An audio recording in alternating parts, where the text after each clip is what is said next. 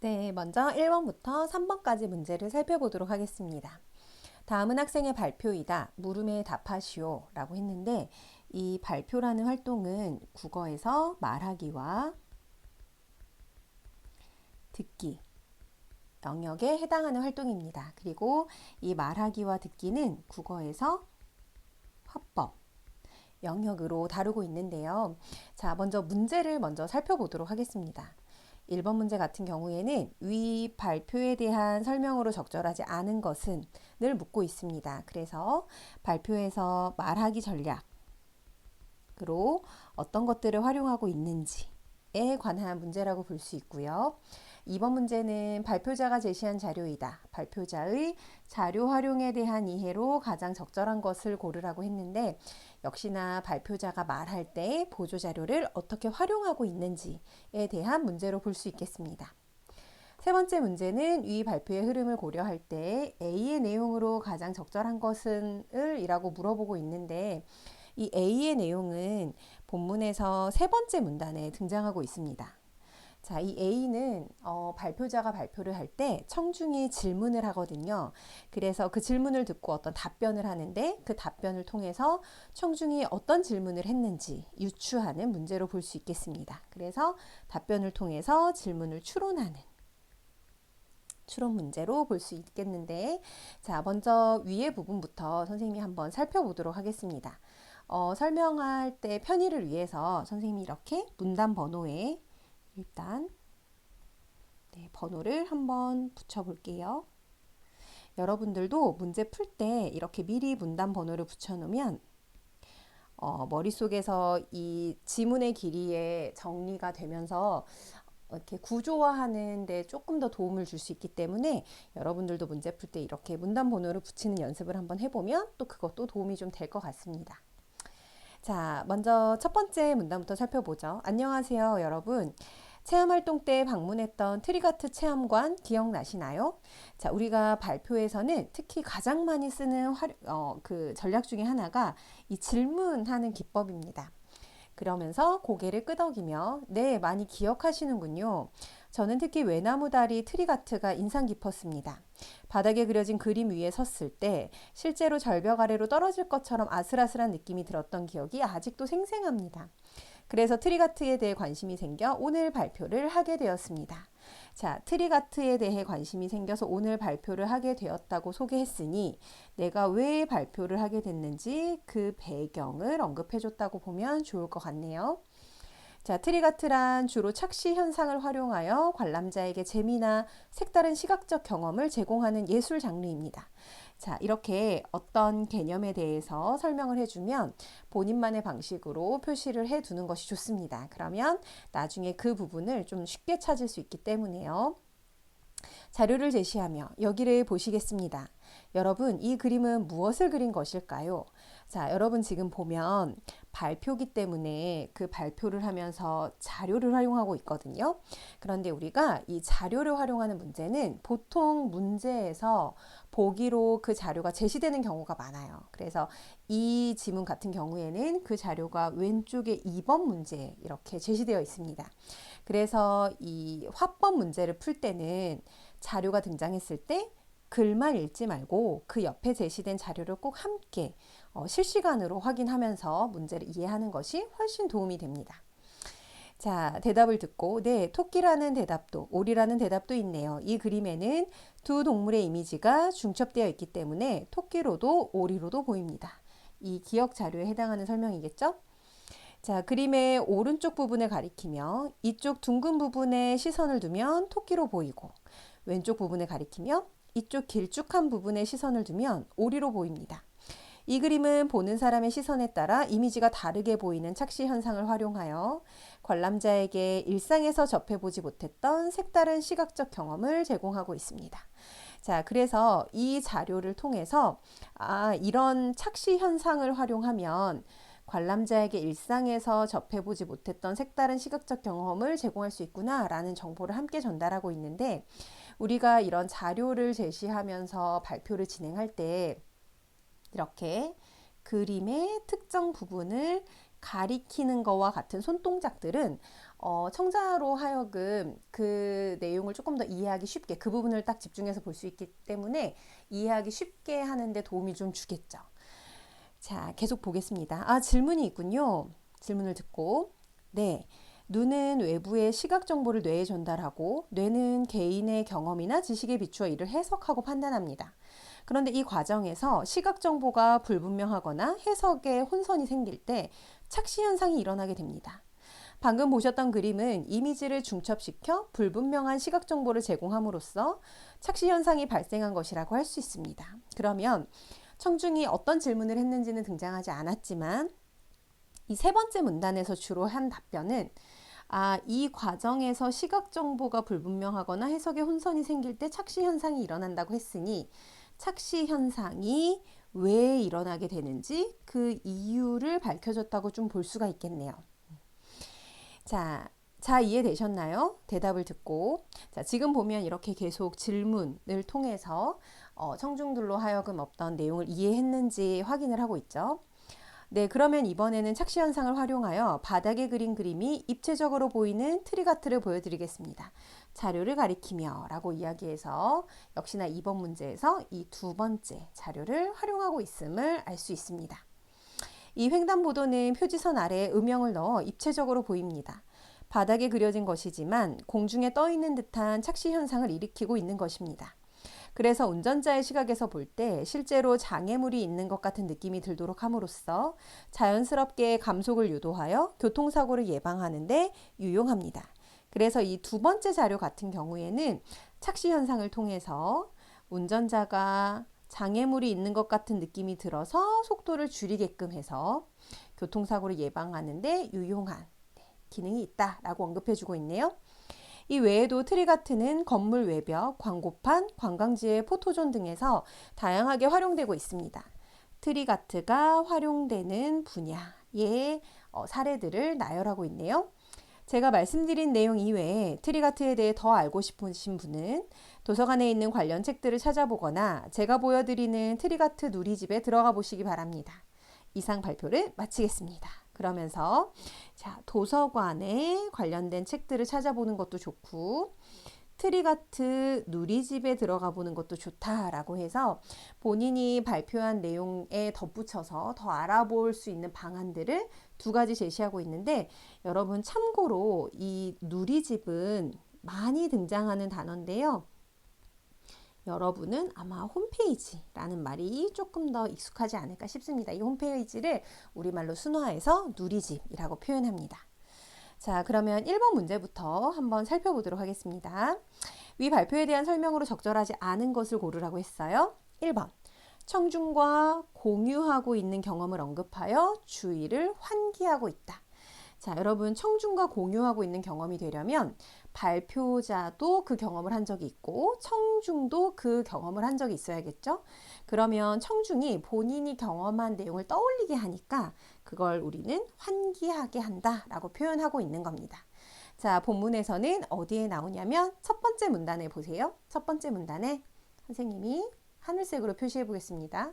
여러분 체험활동 때 방문했던 트리가트 체험관 기억나시나요?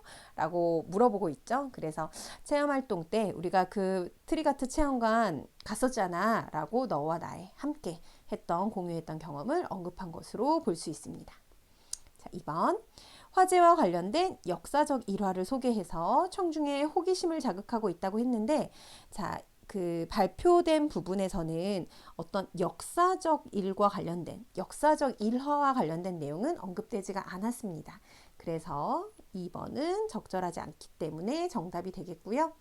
3번 청중의 반응을 확인하면서 발표 내용에 대한 이해 여부를 점검하고 있다라고 이야기했는데 청중의 반응을 확인하는 가장 좋은 방법 중에 하나가 질문을 하는 것이었죠. 그래서 네 번째 문단에 보면 이런 표현들이 있습니다.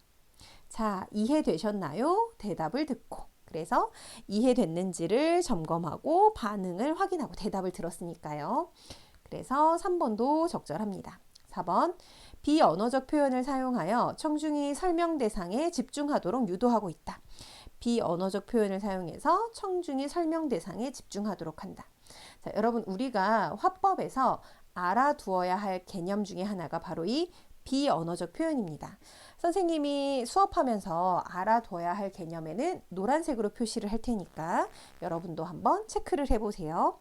자, 이 비언어적 표현이라고 함은 우리가 무엇을 가지고 비언어적 표현이라고 하냐면, 예를 들면 언어가 아닌데 말하는 이의 어떤 의미를 효과적으로 전달할 수 있는데 도움이 되는 요소들을 비언어적 표현이라고 해요. 언어가 아닌데 의미를 전달하는 기능을 하는 것들. 예를 들면 표정이라든지 시선이라든지 아니면 몸동작이라든지 아니면 자세라든지 이런 것들을 우리가 비언어적 표현이라고 합니다. 이 비언어적 표현과 관련해서 비슷한 개념으로 우리가 또 알아둬야 할 것들이 있죠. 준언어적 표현.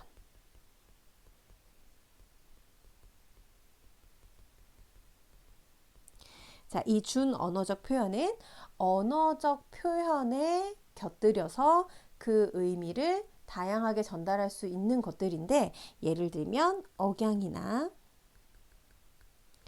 어조나 아니면 말의 속도, 이런 것들을 우리는 준언어적 표현이다 라고 이야기합니다.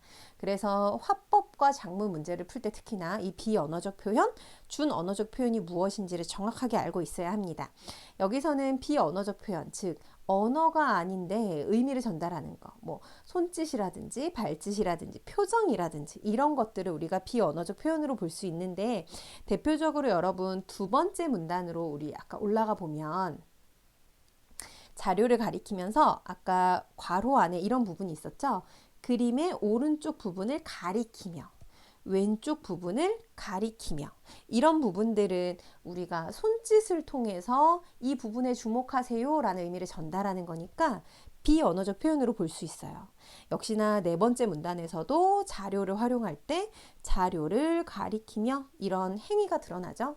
그래서 이런 것들은 비언어적 표현으로 볼 수 있습니다. 자, 다섯 번째 5번 선지를 볼게요.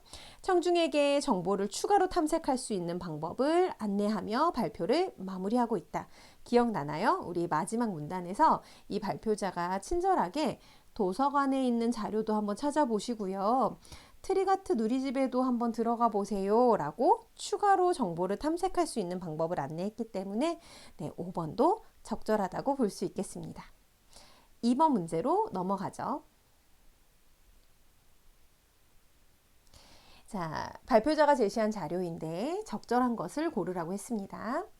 자, 기억을 통해 착시 현상의 방해 요인을, 니은을 통해 착시 현상의 발생 과정을 설명하고 있다고 했는데, 착시 현상을 방해하는 요인을 언급한 적은 없고요. 니은도 역시나 마찬가지로 그 착시 현상이 어떻게 발생하는지 그 과정을 설명한 것은 아닙니다. 여러분, 이 요인이라는 단어 같은 경우에 이런 단어들이 나왔을 때 본인이 그 의미를 정확하게 알지 못하면 꼭 사전을 찾아보는 것이 좀 도움이 되는데요. 예를 들어서 요인 같은 경우에는 사물이나 사건이 성립되는 까닭 또는 조건이 되는 요소, 이런 것들을 요인이라고 합니다. 자, 두 번째, 기억을 통해 트리가트의 전시 환경을, 니은을 통해 착시 현상의 이해 방법을 설명하고 있다고 했는데, 트리가트가 전시되는 환경이 어떤지를 언급하지도 않았고, 또 착시 현상을 어떻게 이해할 수 있는지 그 방법을 설명한 것도 아니었습니다. 3번, 기억을 통해 트리가트의 긍정적 효과, 니은을 통해 트리가트의 부정적 효과를 설명하고 있다고 했는데, 꼭 이 두 가지 자료를 각각 긍정, 부정으로 나눌 수는 없지만, 기억에서 우리 기억나나요? 기억 자료를 활용할 때 이 부분에 보면 관람자에게 일상에서 접해보지 못했던 색다른 시각적 경험을 제공하고 있다라고 언급했기 때문에 색다른 시각적 경험을 제공하는 것을 긍정이다라고 볼 수도 있을 것 같아요. 긍정적 효과다라고. 하지만 니은을 통해서 어떤 트리가트의 부정적 효과를 또 설명한 것은 아니기 때문에 3번은 적절하지 않겠습니다. 4번, 기억을 통해 트리가트의 사회적 의의를, 니은을 통해 트리가트의 예술적 의의를 설명하고 있다. 그래서 기억 자료를 통해서 트리가트가 사회적으로 어떤 의미가 있는지, 니은을 통해서 뭐 예술적으로 어떤 의미가 있는지 이거를 구분해서 설명한 것은 아니기 때문에 4번도 적절하다고 보긴 어렵겠네요. 5번 기억을 통해 착시 현상의 시각적 효과를, 니은을 통해 트리가트의 실용적 기능을 설명하고 있다고 했는데 착시 현상의 시각적 효과가 바로 이렇게 아까 선생님이 표시했었던 두 번째 문단의 마지막 부분으로 볼 수 있을 것 같아요. 이 착시 현상을 통해서 관람자에게 일상에서 접해보지 못했던 색다른 시각적 경험을 제공하고 있다고 했으니까 시각적 효과를 언급해 준다고 볼 수 있겠고, 니은을 통해서 트리가트의 실용적 기능을 설명하고 있다고 했는데 어떤 실용적 기능이 있냐면 운전자의 시각에서 장애물이 있는 것 같은 느낌이 들게 해서 감속을 유도해서 교통사고를 예방한다고 했으니까 이건 우리가 실제로 실용적인 기능으로 볼 수도 있겠죠. 그래서 정답은 5번이 되겠습니다. 자, 3번으로 넘어가죠. 위 발표의 흐름을 고려할 때 A의 내용으로 가장 적절한 것을 고르라고 했는데, 자, A의 내용 기억나나요? 여기서 자, 착시 현상이 어떻게 일어나게 되는지를 중심으로 밝혀주고 있었거든요. 그래서 질문이 그러면 어떤 부분이었겠나요? 트리가트의 종류를 설명하지 않았고 착시 현상이 발생하는 이유에 대해서 물어봤기 때문에 정답은 2번이 되겠습니다.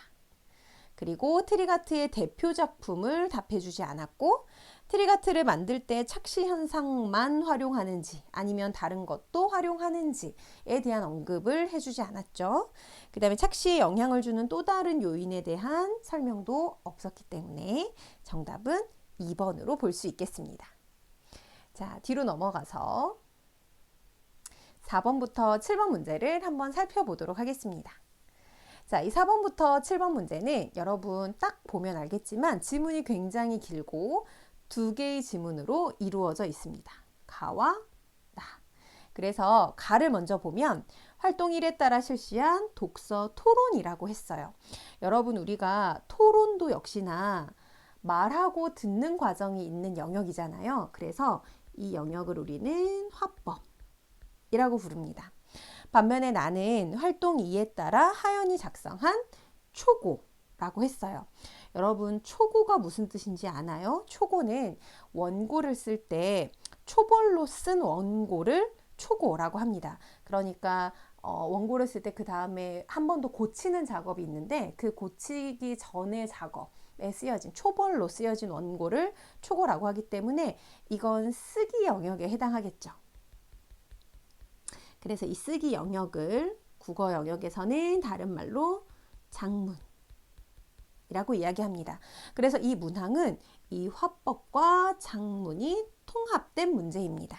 화법과 장문이 통합된 문제. 그래서 지문이 비교적 긴 편인데 문항 개수도 4번부터 7번까지. 그래서 4문항으로 이루어져 있는데 이런 문제를 풀 때에는 지문을 다 읽고 문제를 한꺼번에 풀려고 하기보다는 예를 들면 4번 문제 같은 경우에는 가만 읽고 풀 수 있는 문제니까 가를 읽고 4번을 먼저 해결하는 것이 좋습니다. 나를 읽기 전에요.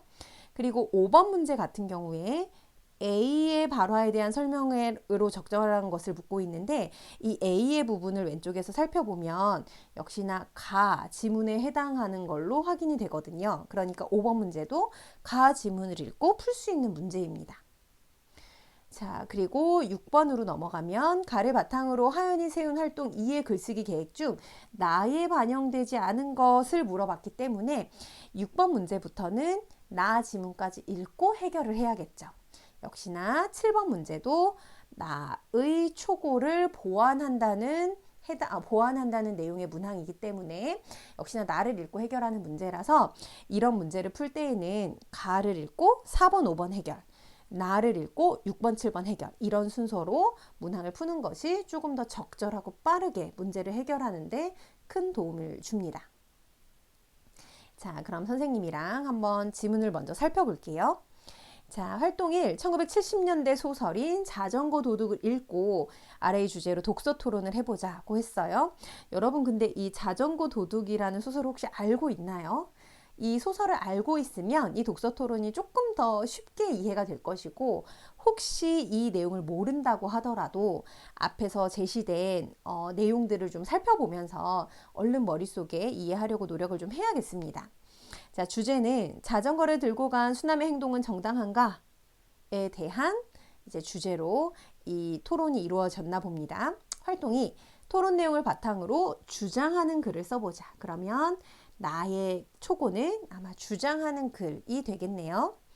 자, 먼저 가부터 읽어보죠. 먼저 소설의 상황에 대해 말해볼게. 그래서 소설의 상황을 언급해줍니다. 바람이 세게 부는 어느 날 수남은 배달을 갔어. 자, 등장인물. 배달을 끝내고 돌아가려는데 한 신사가 수남에게 너의 자전거가 바람에 넘어져 자신의 자동차에 흠집을 냈다고 말했지. 신사가 등장하네요. 신사는 잘 보이지도 않는 흠집을 찾아 보상금을 요구해. 신사는 보상할 때까지 자전거를 묶어두겠다고 하고 떠나버리는데 수남은 고민하다가 자전거를 들고 도망가 버렸어. 과연 수남의 행동은 정당할까? 라고 토론할 때 주요 쟁점에 대해서 이제 질문을 던졌습니다. 그랬더니 민준이 수남의 행동은 정당하다고 봐. 바람 때문에 자전거가 넘어져 흠집이 난 거잖아. 천재지변으로 인한 손해는 책임질 의무가 없으니까 수남이 피해를 보상할 책임은 없어. 그래서 수남의 행동이 정당할까에 대한 쟁점에서 민주는 정당하다고 봤고, 그 이유를 이건 천재지변으로 인한 손해야 라고 보고 있습니다. 하연, 하지만 바람이 세게 불었다면 수남이 자전거를 잘 묶었어야 해. 자전거가 쓰러질 거라고 예상할 수 있었으니 자전거를 관리하지 않은 수남에게 보상해야 할 책임이 있어. 그래서 수남의 행동은 정당하지 않다고 본 거죠. 보상해야 할 책임이 있는데 그 책임을 지지 않았다고 보는 겁니다. 둘의 입장이 다르구나. 왜 그렇게 생각하는지 소설 내용을 근거로 이야기해 보는 건 어때? 이렇게 구체적으로 이 토론을 좀 더 책의 내용과 밀접하게 관련 지을 수 있도록 질문을 던졌어요. 민준, 바람이 유난해서 라는 구절이 나오니 예상치 못한 천재지변에 해당한다고 생각했어. 그런데 자전거가 쓰러질 걸 예상할 수 있었다고? 소설에는 그걸 알 수 있는 단서가 없어. 바람이 유난해서 라는 구절을 통해서 이건 예상치 못한 천재지변이야 라고 설명하고 있고, 하연은 바람이 유난해서 수남이 배달할 물건을 꼼꼼하게 묶는 장면이 있어. 상황이 심상치 않다고 느낀 거지. 그런데도 자전거는 잘 안 묶어두었잖아. 배달할 물건을 꼼꼼하게 묶었다는 건 바람이 많이 불어서 어떤 사고가 일어날 걸 예상할 수 있다고 하연은 본 겁니다. 지현, 정리하면, 자, 정리를 해주고 있네요. 민주는 예상치 못한 천재지변으로 생긴 손해니까 수남에게 보상할 책임이 없고, 하연은 수남이 피해를 예측할 수 있었음에도 대처가 없었기에 보상할 책임이 있다고 보는 거구나 라고 둘의 의견을 지금 깔끔하게 정리를 해줬습니다. 하연, 그래 맞아. 지현, 그러면 수남의 책임 여부 말고 다른 쟁점은 없을까? 자, 지금까지는 여러분 무엇과 관련된 내용이었냐면 수남의 행동이 정당한지 책임 여부를 두고 이제 대화를 나눴는데, 이번에는 다른 쟁점에 대해 질문을 했습니다. 보상에 대한 합의 여부로도 행동이 정당한지 판단해 볼 수 있어. 보상에 대한 합의 여부가 두 번째 쟁점이 될 수 있다는 거죠. 자, 그러면 지금 수남의 행동이 정당한가를 다룰 때 그 첫 번째 쟁점은 책임 여부를 가지고 본 것이고, 두 번째 쟁점은 보상에 대한 합의 여부로 보는 것이 될 텐데요. 자, 보상에 대한 합의 여부로도 행동이 정당한지 판단해 볼 수 있어. 합의가 이루어졌는데 수남이 보상금을 주지 않고 자전거를 들고 도망간 건 정당하지 않아. 즉 하연은 합의가 이루어졌다고 보는 거죠. 수남과 신사 사이에. 민준, 합의가 이루어진 건 아니야. 신사는 보상금을 요구하고 수남이 동의하기 전에 가버렸잖아. 일방적으로 제안하고 갔는데 합의라고 볼 수 없지. 그렇기 때문에 수남이 자전거를 가져간 건 문제가 없어. 그래서 민주는 합의가 이루어지지 않았다고 보고 있습니다. 그래서 합의가 이루어지지 않았기 때문에 본인의 자전거를 들고 갈 수 있다고 보는 거죠. 하연, 일방적 제안은 아닌 것 같아. 신사는 수남이 울어서 보상금을 반으로 줄여주잖아. 그리고 수남이 잘못했다는 대답도 해. 즉 보상금을 반으로 줄여주고 수남이 스스로 잘못했다는 대답을 했기 때문에 신사는 수남의 처지를 고려해 줬고 수남도 잘못을 인정했으니 합의가 이루어진 거다 라고 언급하고 있습니다. 민주는 신사가 수남의 처지를 고려한 것이라고 보기는 어려워 부유한 어른이 잘 보이지도 않는 흠집을 일부러 찾아서 배달 온 소년에게 5,000원이라는 당시로서는 엄청 큰 돈을 요구했어. 이것은 일반적인 상식에 비해서 지나치게 매정한 행동이야. 즉 신사가 수남의 처지를 고려한 것은 아니야 라고 반박하고 있네요. 지현, 같은 소설을 읽고도 상황을 보는 시각이 이렇게 다를 수 있다는 것이 흥미롭다. 독서 토론의 주제로 활동 2를 진행해보면 어떨까? 라고 하면서 가 지문이 마무리되고 있습니다. 4번 문제. 가의 독서 토론에서 지현의 역할에 대한 설명으로 적절하지 않은 것을 고르라고 했는데요.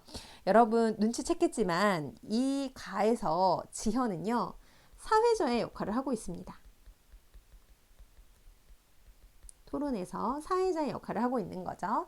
자, 그래서 선생님이 지현의 발언에만 번호를 좀 붙여보면 자, 첫 번째 발화, 그리고 두 번째 발화, 그리고 세 번째 발화, 그리고 네 번째 발화, 그리고 마지막 다섯 번째 발화로 표시할 수 있겠습니다. 자, 밑에 선지를 살펴봤더니 우리가 보통 이 밑에 선지를 구성할 때 큰 특별한 이유가 없으면 문장의 길이 순서로 배열하거든요. 예를 들면 짧은 문장에서 긴 문장으로 혹은 긴 문장에서 짧은 문장으로. 그런데 이 4번 선지처럼 이렇게 지문이 이렇게 들쑥날쑥할 때에는 이 순서가 의미가 있기 때문에 이렇게 순서대로 나열을 한 거예요. 그러니까 어떤 특정한 기준이 없어서 길이 순서대로 나열하는 것보다는 이 지현의 발화를 순서대로 설명해 주는 것이 문항 풀 때 조금 더 수월하게 풀 수 있는 방법이기 때문에 이 지현의 발화를 순서대로 제시했다고 보면 됩니다.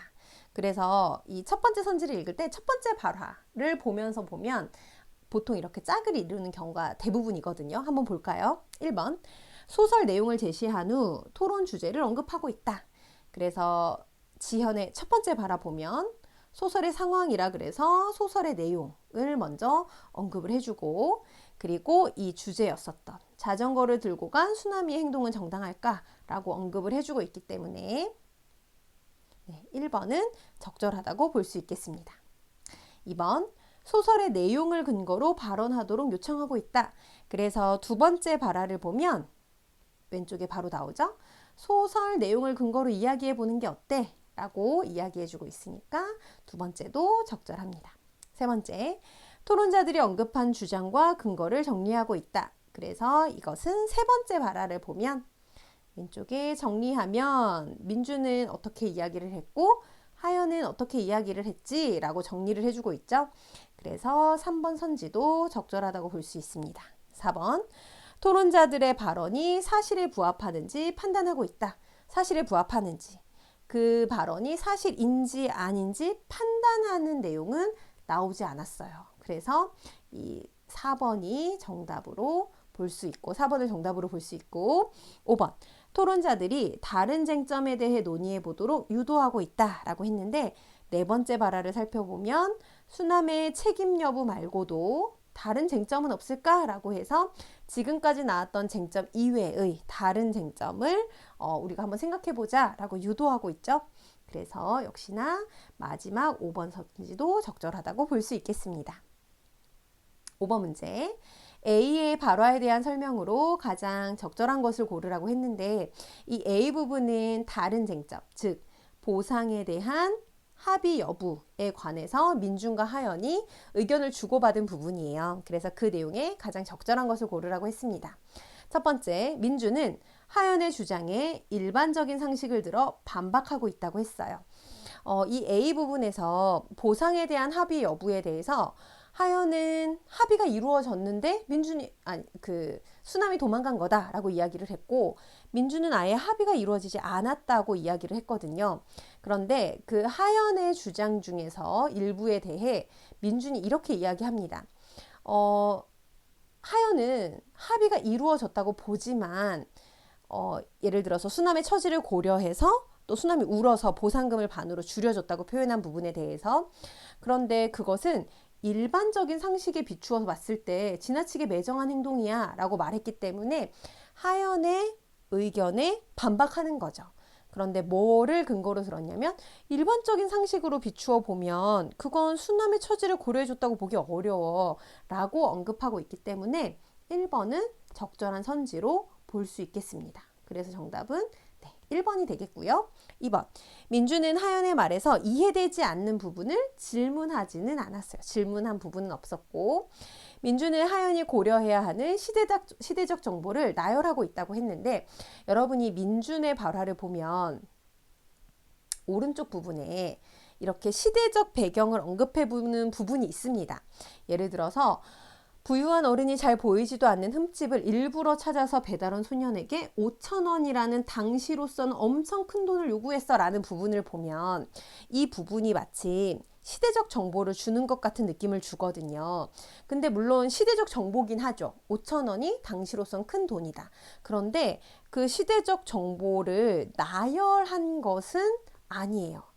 자, 우리가 국어에서 알아둬야 될 개념 중에 하나, 이 나열에 대해서 여러분 기억해야 됩니다. 나열은 두 가지 이상을 이렇게 쭉 구체적으로 열거했을 때 보통 나열이라고 하잖아요. 그런데 여기서는 하연이 고려해야 하는 정보들을 쭉 나열하면서 이것들을 고려해야 해 라고 말한 것은 아니기 때문에 시대적 정보를 나열했다고 보기는 어렵겠죠.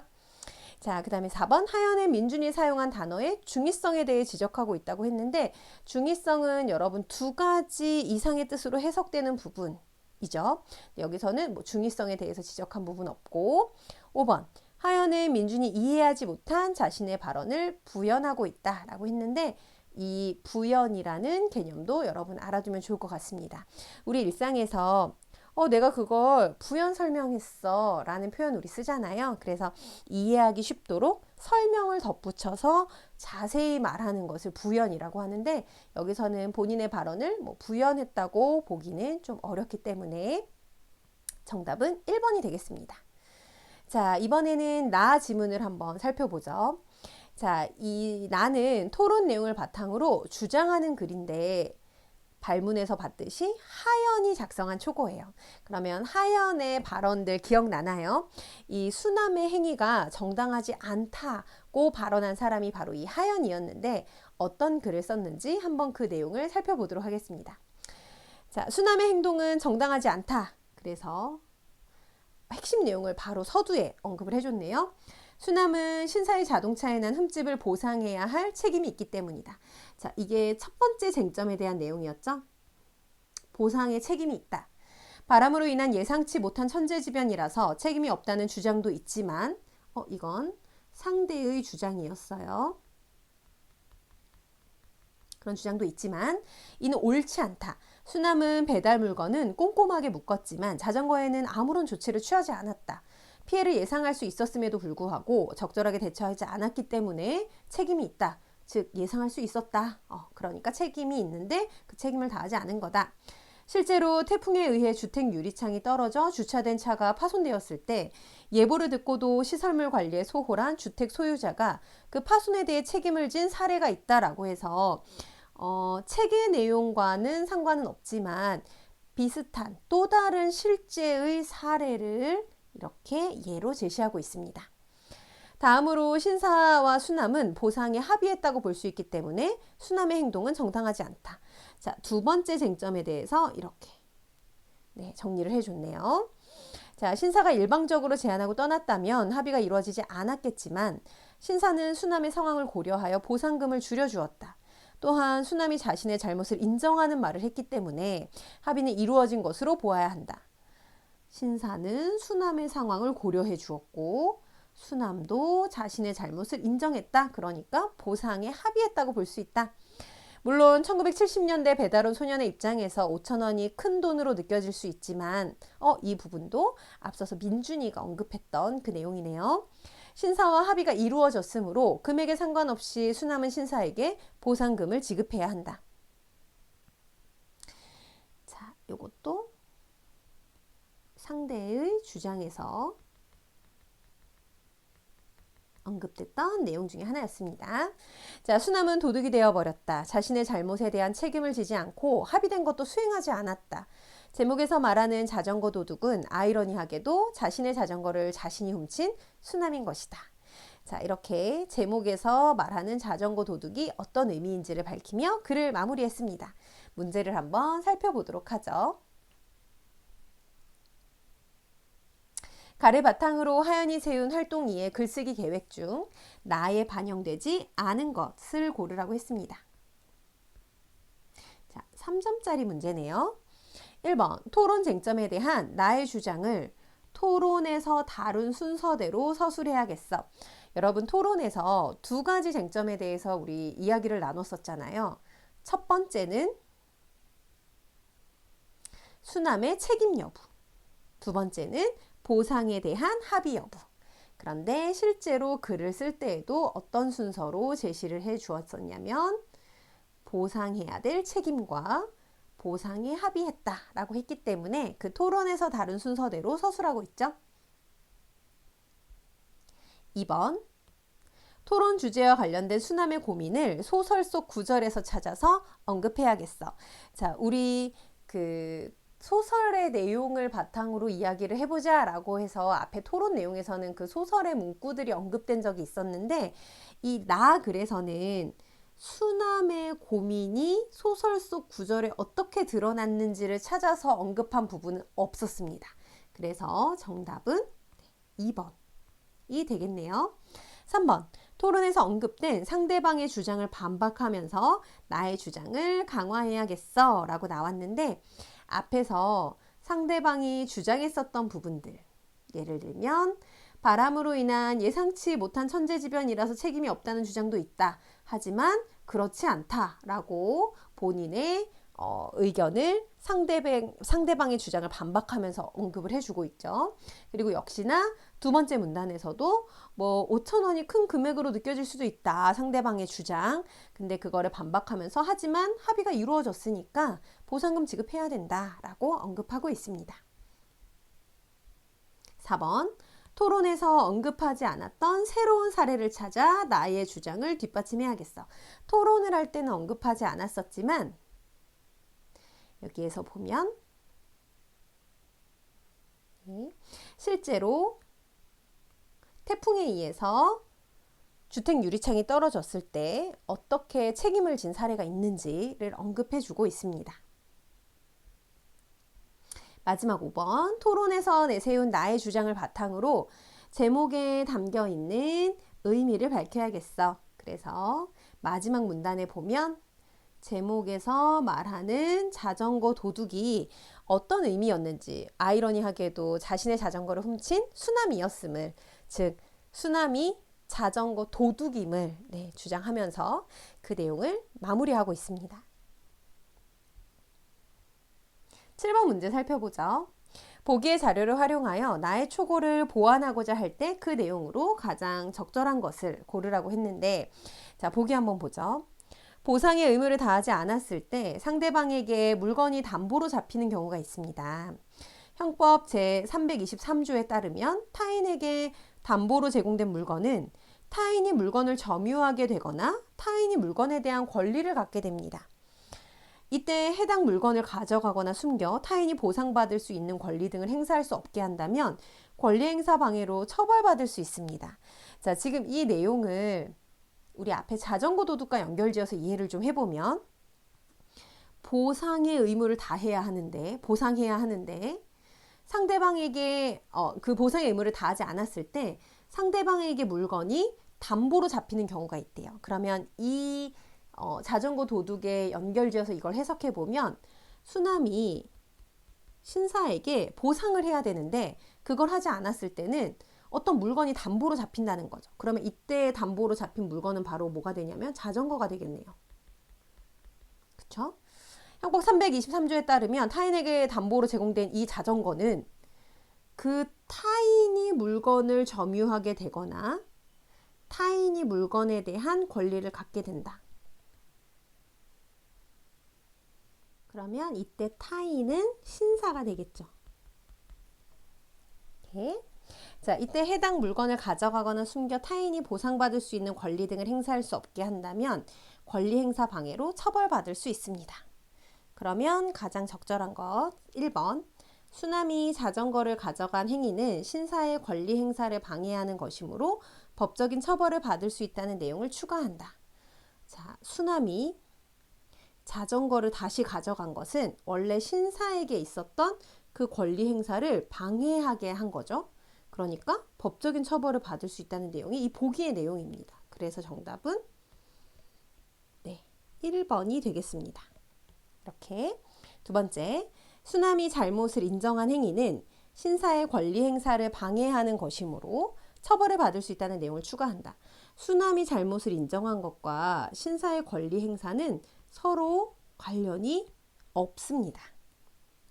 세 번째, 수남의 자전거가 담보로 잡힌 것은 신사의 권리 행사를 방해하는 것이므로 수남의 자전거가 담보로 잡힌 것은 권리 행사를 방해하는 것이 아니라 신사에게 물건에 대한 권리를 갖게 하는 거죠. 4번, 수남이 자신의 자전거를 묶어둔 행위는 신사의 권리 행사를 방해하는 것이므로 법적인 처벌을 받을 수 있다는 내용을 추가한다고 했는데 이 자전거를 묶어둔 사람이 수남이 아닙니다, 여러분. 신사가 묶어뒀기 때문에 이건 사실관계가 잘못됐죠. 5번, 신사가 수남에게 보상금을 요구한 행위는 수남의 권리 행사를 방해하는 것이므로 법적인 처벌을 받을 수 있다는 내용을 추가한다고 했는데 지금 수남의 권리 행사와는 상관이 없습니다. 왜냐하면 자전거가 담보로 잡힌 상황에서는 신사가 그 권리 행사를 할 수 있기 때문에 그래서 정답은 네, 1번이었습니다. 자, 이번에는 8번부터 10번까지 문제인데 장문 상황에 따라 쓴 학생의 초고라고 되어 있습니다. 아까 선생님이 초고는 초벌로 쓴 원고라고 이야기했죠. 그래서 이 초고는 국어 영역 중에서도 장문 영역에 해당하는 네, 문항으로 볼 수 있습니다. 먼저 장문 상황을 한번 살펴보면 자신의 경험을 바탕으로 정서를 표현하는 글을 쓴다 라는 것이 이제 장문 상황으로 언급이 되어 있고 자, 초고 한번 살펴보죠. 우리 할머니 댁은 남쪽 바다의 작은 섬에 있다. 내가 어렸을 때 우리 가족은 연휴나 방학이 되면 매번 할머니 댁을 방문했다. 나는 할머니 댁이 있는 섬에 가면 바다에서 헤엄을 치거나 바위 틈에서 고둥과 개를 잡기도 했고 산에서 신나게 쌀포대로 눈썰매를 타기도 했다. 그렇지만 무엇보다 가장 기억에 남는 것은 할머니와 함께 보냈던 시간이다. 그래서 할머니 댁에 관한 본인의 경험을 언급해주고 있는데 그 중에서도 할머니와 함께 보냈던 시간을 좀 주의 깊게 보고 있습니다. 할머니 댁은 섬 서쪽 바닷가의 큰 등대 근처에 있었다.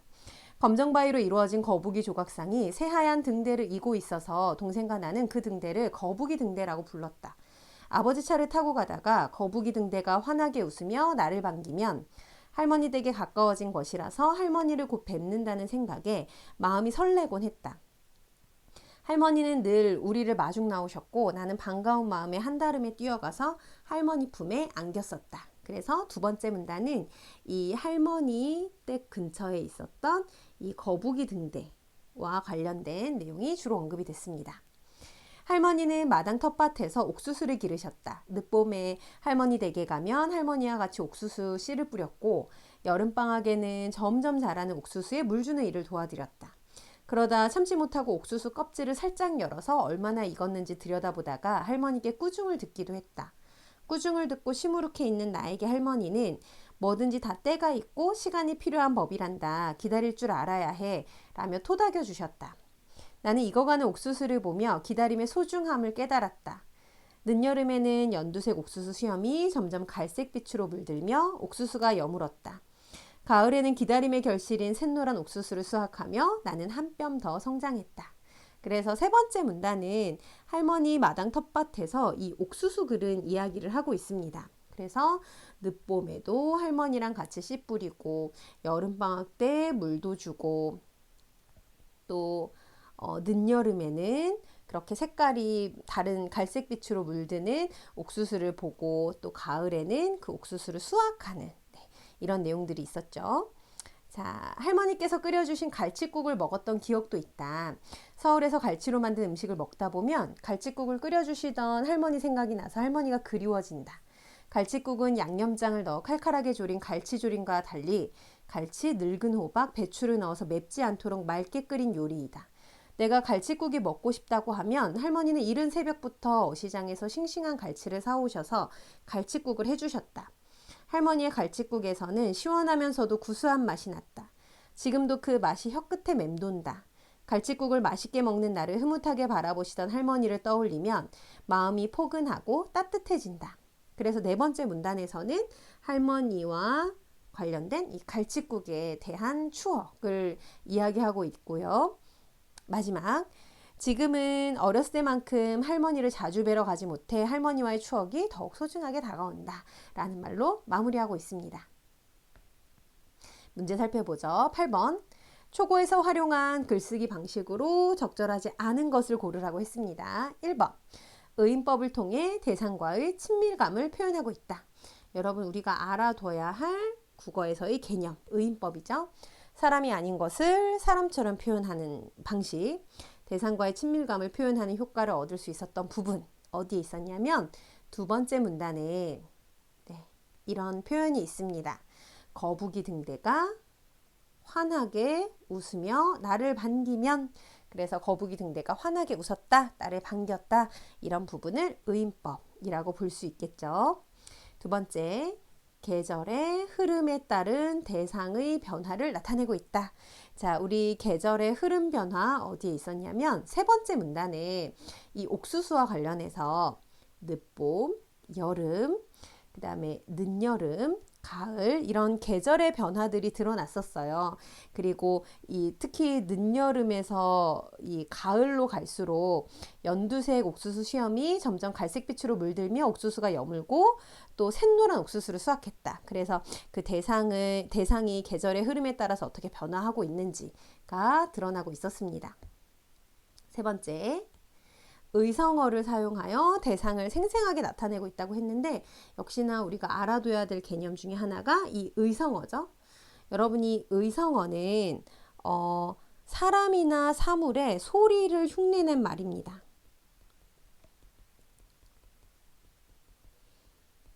소리를 흉내낸 말을 의성어라고 해요. 그리고 이 의성어와 유사한 또 다른 단어가 하나 있죠. 의태어. 의태어는 소리를 흉내낸 말이 아니라 모양이나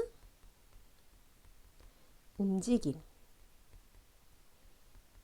흉내낸 말입니다.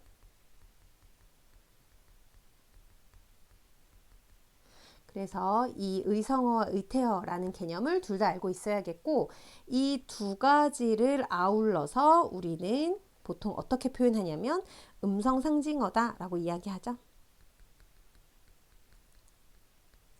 그래서 이 음성상징어의 개념까지도 알아두면 좋을 것 같습니다. 자, 여기에서 의성어를 사용해서 대상을 생생하게 나타내고 있다고 했는데 의성어를 사용한 부분은 없었습니다. 그래서 정답은 3번이 되겠고요. 4번, 다른 대상과의 대비를 통해 차이점을 강조하고 있다라고 이야기했는데 이 대비라는 것은 차이를 밝히기 위해서 서로 비교하는 걸 대비라고 하는데, 네 번째 문단을 보면 네 번째 문단에 여러분 세 번째 줄을 보면 갈치국은 양념장을 넣어 칼칼하게 조린 갈치조림과 달리, 이렇게 나오죠? 달리, 갈치조림과 달리 갈치, 늙은 호박, 배추를 넣어서 맵지 않도록 맑게 끓인 요리이다. 그래서 갈치국과 갈치조림을 대비하고 있다고 볼 수 있겠습니다. 5번, 색채어를 활용하여 대상을 감각적으로 표현하고 있다라고 했는데 감각적으로 표현했다라는 말도 우리가 좀 기억하면 좋을 것 같아요. 이 감각이라는 말은 여러분 감각이라는 말은 국어에서 우리 시각, 청각, 미각,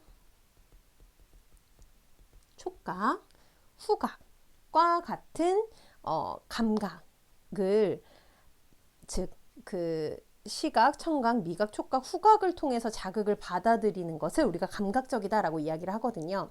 그래서 색채화를 활용해서 대상을 감각적으로 표현했다라는 건 색채는 시각적 자극이기 때문에 시각을 통해서 그 대상을 생생하게 보여준다라고 이해하면 될 것 같아요. 그래서 감각적이다라는 거 오감에 주로 해당하는 내용이고, 여기서는 색채어들이 많이 드러나죠. 그래서 두 번째 문단에서도 보면,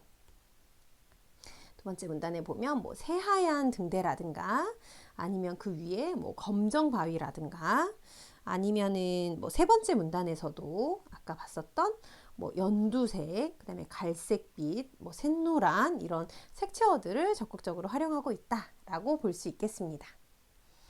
자, 뒤로 넘어가서 9번 문제 보죠. 다음은 글을 쓰기 전 학생이 구상한 내용이다. 초고에 반영되지 않은 것을 고르라고 했고요.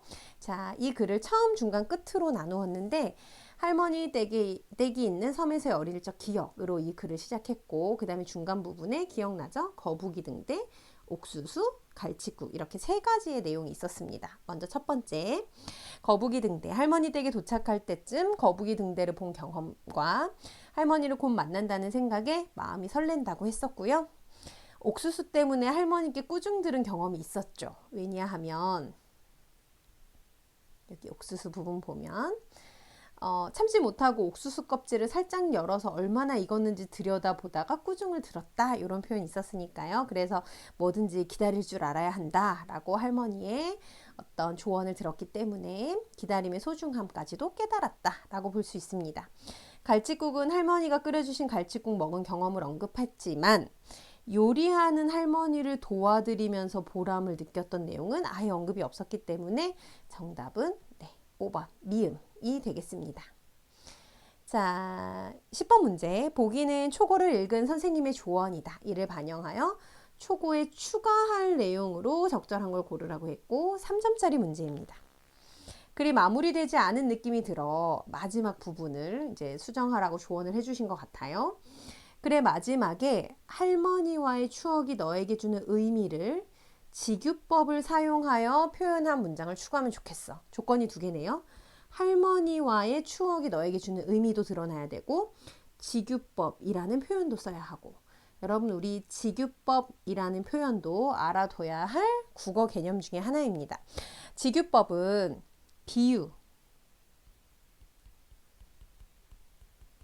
직유법은 비유 중 하나죠. 그래서 두 가지 대상이 등장하는데요. 이 A를 나타내기 위해서 B를 활용하는 겁니다. 그래서 이 A와 B의 어떤 성질이나 특성의 공통점 혹은 유사점이 있기 때문에 A를 드러내기 위해서 B를 활용하는 걸 우리가 이제 비유라고 이야기를 하는데, 특히나 직유법은요, 직접 비유하는 거라서 이 사이에 뭐뭐처럼, 뭐뭐 듯이, 뭐뭐 같이 라는 표현으로 주로 활용되는 경우가 많습니다. 그러면 한번 살펴볼게요. 자, 1번. 할머니 댁이 있는 섬의 풍경은 그림같이 아름다웠다.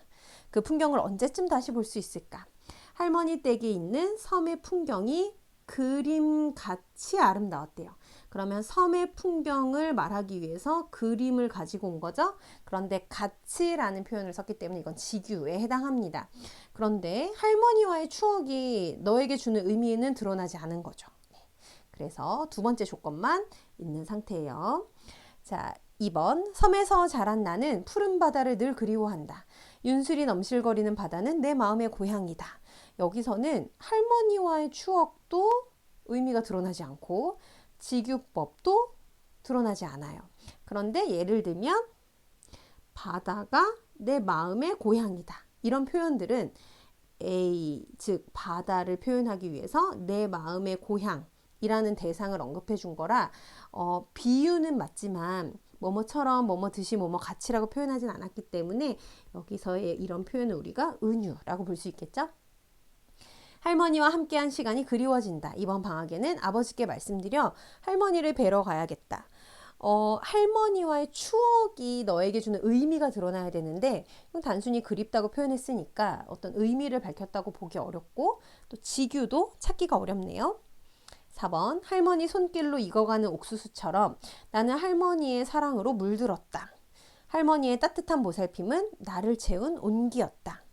자, 할머니의 손길로 익어가는 옥수수처럼 나는 할머니의 사랑으로 물들었대요. 내가 뭐처럼? 옥수수처럼 물들었다는 거죠.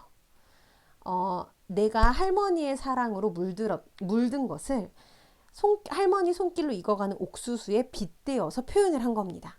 그래서 이것은 직유라고 볼 수 있겠죠. 그리고 할머니의 이런 따뜻한 보살핌이 바로 나를 온기로 가득 채웠다. 그래서 할머니와의 추억이 나에게 온기의 의미로 남아있음을 드러내주기 때문에 이 4번 선지를 우리는 정답으로 볼 수 있겠습니다. 5번 할머니의 넘치는 사랑 덕분에 나의 어린 시절이 찬란하게 빛난다. 소중한 시간을 내게 선물해 주신 할머니께 감사드린다. 그래서 할머니와의 추억 덕분에 나의 어린 시절이 찬란하게 빛날 수 있었던 거니까 이게 할머니와의 추억이 나에게 주는 의미라면 직유법은 드러나지 않아서 5번은 정답이 될 수 없겠네요.